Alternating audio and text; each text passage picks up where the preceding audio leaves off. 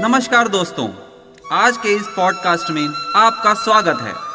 आज तक आपने जिनके बारे में पढ़ा, सुना, जाना और कहीं देखा भी, मुझे बताते हुए बेहद हर्ष और गर्व हो रहा है कि वो आज हमारे प्रांगण में प्रकट हुए। वो कोई और नहीं, हमारे चहेते श्री कृष्ण जी हैं। तो स्वागत है देवकी नंदन यशोदा के लाल का इस मंच पर।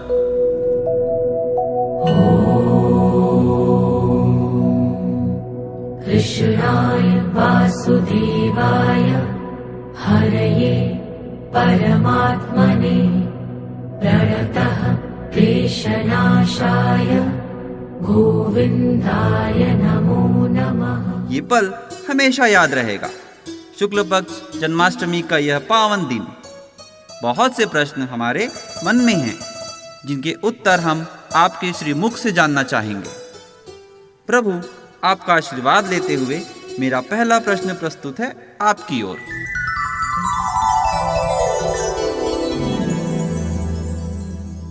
आपका जन्म वास्तव में 8 दरवाजों के पीछे कारागार में हुआ था। यह कोई साधारण स्थान नहीं था। वो एक अत्याचारी राजा कंस का जेल था, जहां आपके माता पिता देवकी और वसुदेव को बंदी बनाकर रखा गया था। आप उस कारागार से कैसे निकल आए?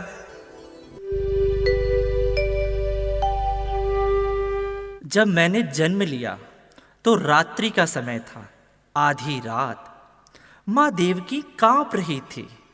पिता वसुदेव भयभीत थे, क्योंकि कंस ने प्रतिज्ञा ली थी कि वह देवकी की हर संतान को मार डालेगा। मेरा जन्म उस समय हुआ जब सभी दिशाएं शांत थी, और तभी चमत्कार हुआ। कारागार के सभी ताले अपने आप खुल गए, सभी दरवाजे खुल गए, पहरेदार गहन निद्रा में चले गए, और फिर मैं अपने पिता वसुदेव के गोद में चला गया, जो मुझे सूप पर रखकर यमुना पार गोकुल नंद बाबा के घर छोड़ने निकल पड़े। तब जब यमुना नदी उफान पर थी और मेरे छोटे से शरीर को बचाने के लिए मेरे पिता संघर्ष कर रहे थे, तभी मैंने अपने छोटे छोटे चरणों से यमुना के शीतल जल को छुआ और वह शांत हो गई। रास्ता बनता गया और हम सकुशल गोकुल पहुंचे। कहते हैं ना, जब समय आता है तो बंदिशें टूट जाती हैं, ताला खुल जाता है और सत्य का मार्ग स्वयं बन जाता है।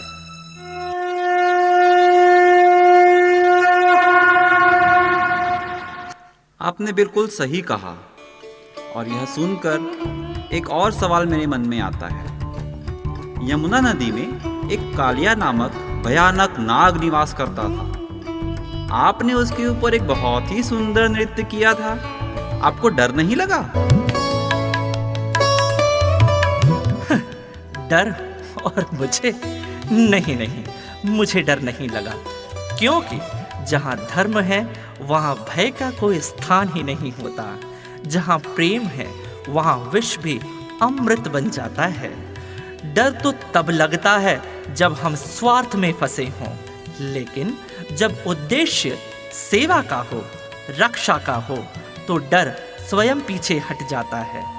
जब मैंने देखा कि कालिया नाग अपनी विषैली सांस से यमुना नदी को जहरीला बना रहा है, गायें मर रही हैं, पशु पक्षी पीड़ा में हैं, तो क्या मैं चुप रह सकता था?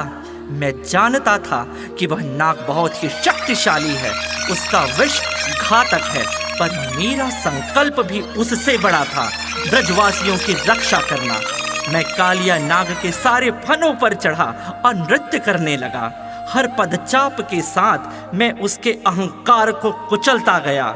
मेरे इस नृत्य में न केवल शक्ति थी, बल्कि करुणा और चेतावनी भी थी कि मत फैला जहर, अरे कालिया मत फैला जहर, वरना सच्चाई तुझे भी नाच नचाएगी। कालिया ने मेरी शक्ति को पहचाना और अंततः उसने समर्पण किया। मैंने उसे दंड नहीं दिया, मैंने उसे क्षमा कर दिया, क्योंकि वह पश्चाताप कर चुका था। प्रभु, आप धन्य हैं। आप अहंकार भी तोड़ते हैं और क्षमा भी करते हैं।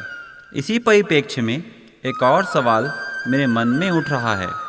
गोकुल में जब मूसलाधार वर्षा हुई तो आपने पूरा का पूरा गोवर्धन पर्वत उठा लिया।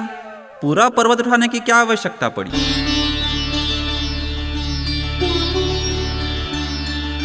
आवश्यकता तो थी जरूर।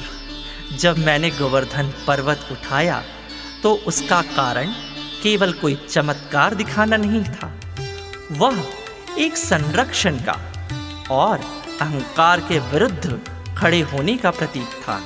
हाँ, मैंने गोवर्धन पर्वत उठाया क्योंकि मुझे अपने ग्वाल बालों, गोपियों और ब्रजवासियों की रक्षा करनी थी। जब इंद्रदेव ने क्रोधित होकर 7 दिनों और 7 रातों तक घनघोर वर्षा की तो पूरा ब्रज भयभीत हो गया।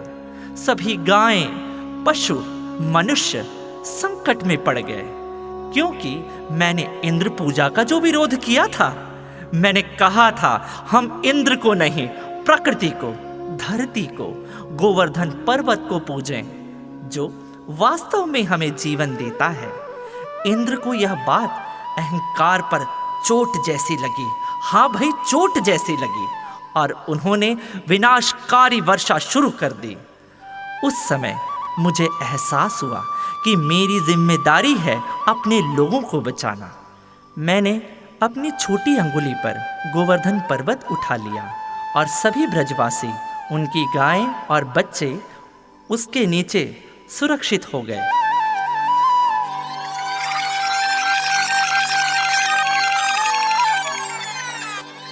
अद्भुत है प्रभु, ब्रजवासियों के प्रति आपका स्नेह और प्रेम। काश ऐसा प्रेम हम सभी अपनों के साथ कर पाएं। आपका यही प्रेम भाव आपके मित्र सुदामा के लिए भी दिखता है।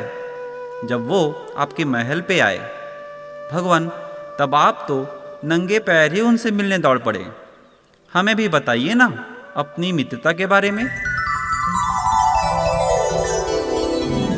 सुदामा, मेरा अपना सुदामा, मेरा मित्र सुदामा। मित्रता धन वैभव की नहीं, दिल की होती है। जब मुझे यह ज्ञात हुआ कि मेरे बाल्यकाल का मित्र सुदामा द्वारका आया है तो मेरे हर्ष का ठिकाना ही नहीं रहा। उस पल अपने मित्र सुदामा के लिए मैं ना कोई राजा था और ना कोई और। मैं तो बस उसका वही गोप बालक मित्र बन गया था। मैं जानता था उसके पांव धूल से अवश्य सरे होंगे, पर मुझे उसकी धूल भी चंदन जैसी लगने लगी। इसलिए मैंने अपने राजमहल की मर्यादा तोड़ दी और नंगे पैर ही दौड़ पड़ा उससे मिलने। मेरा मित्र आया है ना, मेरा अपना सुदामा आया है। मैंने उसका आलिंगन किया, अपनी बाहों में उसे भर लिया, उसके चरण धोए क्योंकि उसके चरण में सच्ची भक्ति और प्रेम था। मित्रता वह रिश्ता है जो न जन्म देखता है, न जात, न धन देखता है और न ही स्थान, बस एक सच्चे हृदय की पहचान करता है। मैंने सुदामा को कभी उसके निर्धनता से नहीं देखा, उसके प्रेम से देखा। प्रेम रूपी धन है मेरे सुदामा के पास, और यही मित्रता की सच्ची परिभाषा है कि जहाँ आदर हो, समर्पण हो और सबसे बढ़कर निस्वार्थ प्रेम हो। प्रभु, चावल से आपका कुछ गहरा नाता है, तभी तो आपने प्रेम स्वरूप सुदामा के दिए कच्चे चावल खा लिए। और जब आप एक बार द्रौपदी से मिलने उनके महल पधारे और उन्होंने आपको खाने में सादे चावल परोसे, तो आपने बड़े प्रेम से इसे भी स्वीकार कर लिया। ये कैसे प्रभु?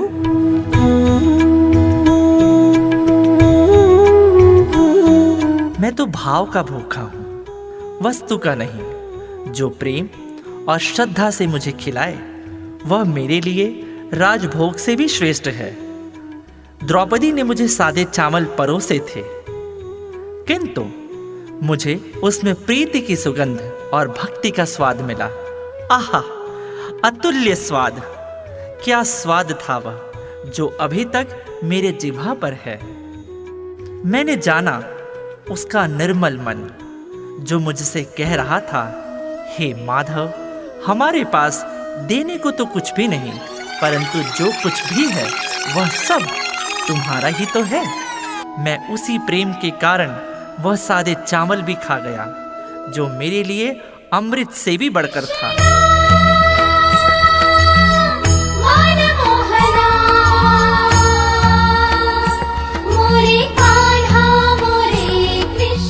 एक तरफ तो प्रभु आपने बड़ी लड़ाइयाँ रची और दूसरी तरफ आपके मुकुट, मोरपंख और बांसुरी के बीच एक अनोखी जलन है। परंतु प्रभु, इनमें से आपके निकट कौन है, आपके बांसुरी या मोरपंख?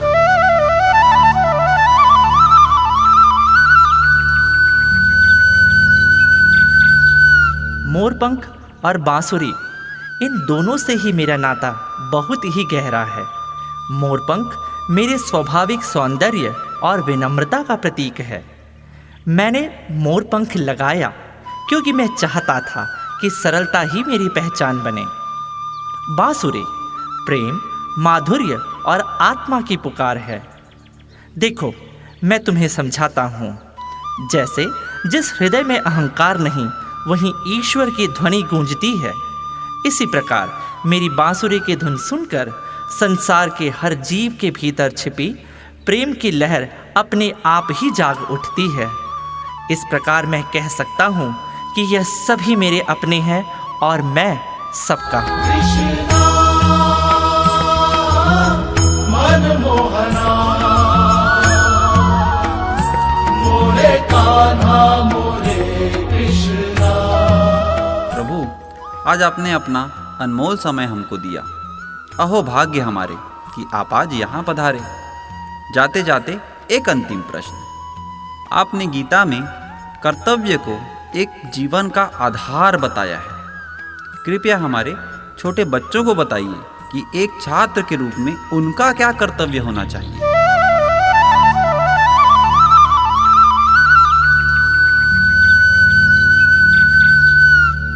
क्यों नहीं प्रिय बच्चों, जीवन में सबसे बड़ा धर्म है अपना कर्तव्य निभाना।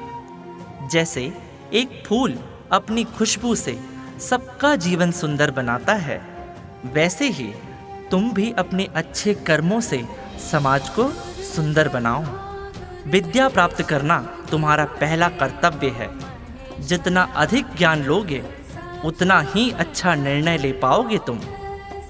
वो माता पिता जिन्होंने तुम्हें जीवन दिया और तुम्हारे गुरु जो तुम्हें ज्ञान दे रहे हैं, उन सभी का आदर करना सबसे बड़ा संस्कार है। मैंने अर्जुन को भी यही ज्ञान दिया था। कर्मण्येवाधिकारस्ते माँ फलेषु कदाचन माँ कर्मफल हेतुर्भूर्मा ते संगोस्त्व कर्मणि। अर्थात तुम्हारा अधिकार केवल कर्म करने में है, उसके फल में नहीं। इसलिए कर्म करते जाओ, फल की चिंता मत करो। तो बच्चों, अब मैं चलूं? आज्ञा है आप सभी की? तो चलो, चलता हूं अब मैं, इसी वादे के साथ कि जब जब सच्चे मन से याद करोगे, मुझे अपने भीतर ही पाओगे। राधे राधे।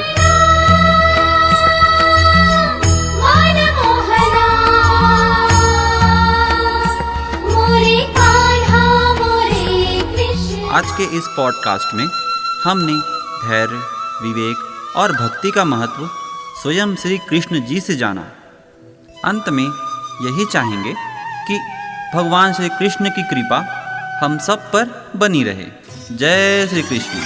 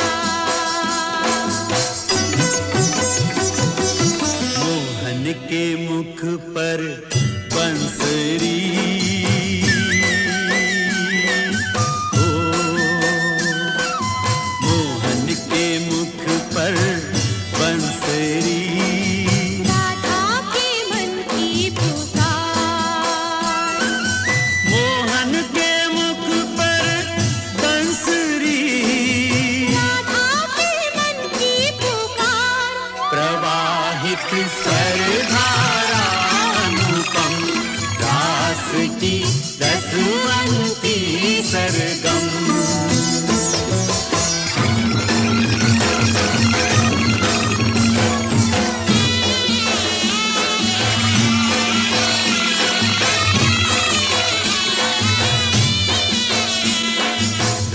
कभी कृष्ण है राधा, राधा कभी कृष्ण है राधा, रूप रस रहस्य योग रास में साधा, रूप रस रहस्य योग रास में साधा। अष्टमी का चंद्र दोनों ओर है आधा, अष्टमी का चंद्र दोनों ओर है आधा। राधा कभी कृष्ण है राधा, प्रेम योग में न भेद भाव की बाधा, प्रेम योग में न भेद भाव की बाधा। राधा कभी कृष्ण है राधा, राधा कभी कृष्ण है राधा।